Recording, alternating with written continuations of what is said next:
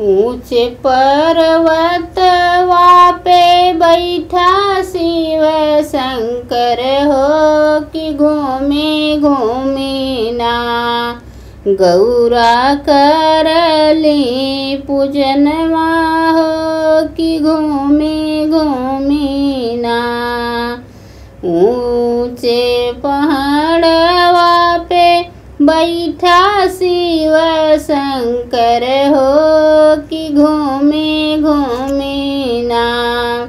गौरा करली पूजनवा हो कि घूमे घूमे ना। काहे के गौरा हो करलू पूजनवा हमें बताई देतू ना। काहो चाहे वरदनवा हो बताई देतू ना। कावन चाहे वरदनवा गौरा बताई देतू ना। इतनी बचन जब सुनी गौरा रनिया हो कि बिहसी बोली ना। हो कि बिहसी बोली ना।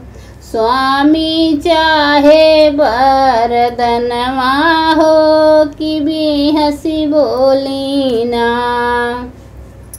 एक ही वरदान हमें दैदा भोले बाबा की जन्म जन्म ना।